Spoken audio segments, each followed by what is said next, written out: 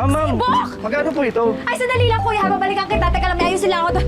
Ay, naku, pati ba naman si Bok? Naanga-anga. Kinuha niyo pa, mga Sandali pa, alis naman ako dito. Ay, oo, madam. Babalikan kita, ha? Sandali lang, may ayusin lang ako dito.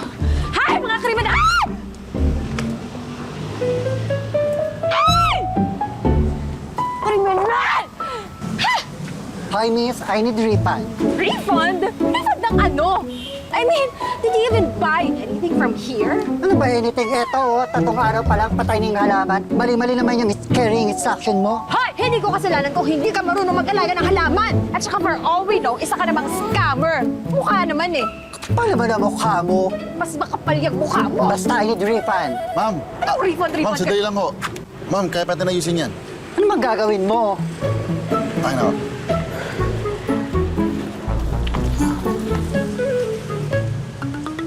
Ma'am, hindi pa patay ito.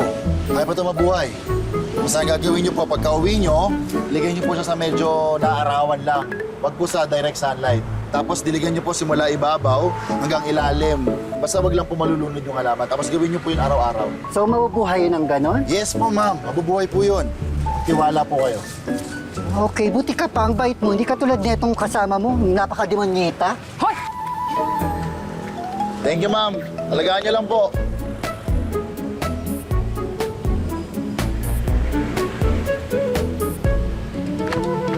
Back to work.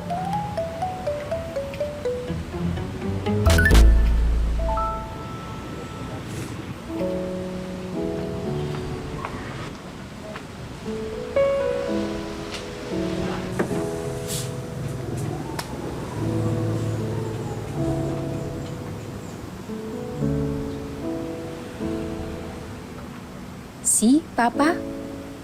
Mas malapit pa ang mga hindi mo kaano-ano dito sa mga halaman mo. Pero sa akin, Tardo, Yes, ma'am. pagkatapos mo dyan, may mga bagong lupa na din-deliver. Dalhin mo na dito. Opo. Kala ko magsisorry o thank you na. Ano yon? Wala po. Bakit pa kasi ang galing-galing mo sa paghahalaman? Samantalang ako kahit cactus namamatay sa akin. Kahit na dinidiligan ko naman twice a day, every day. Ma'am, kasi hindi po ganun yung tamang pag-aalaga sa cactus. Lahat po ng halaman, may kanya-kanyang klase na pag-aalaga yan. Hindi one size fits all.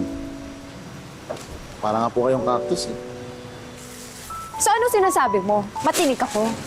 Hindi po. Ang ibig ko sabihin, hard on the outside, pero deep inside, may softness kayong tinatago. Ganun yung nakikita ko eh. Siguro, defense mechanism nyo lang po yung pagtataray.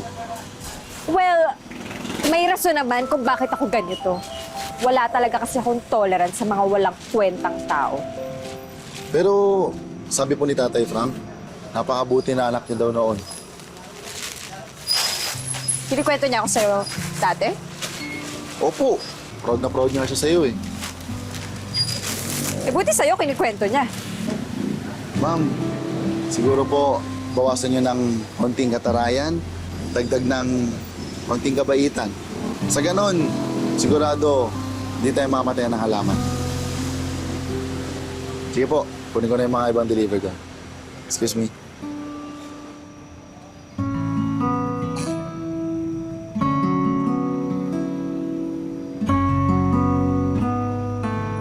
Madam, kung pagbibintangan nyo lang ulit kami na magnanakaw, wag na lang po.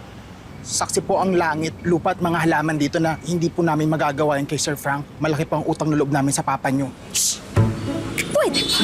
Dami masyadong sinasabi. I mean, kaya ko kayo pinabalik dito kasi gusto kong bumalik na kayo sa trabaho. Talaga po, madam?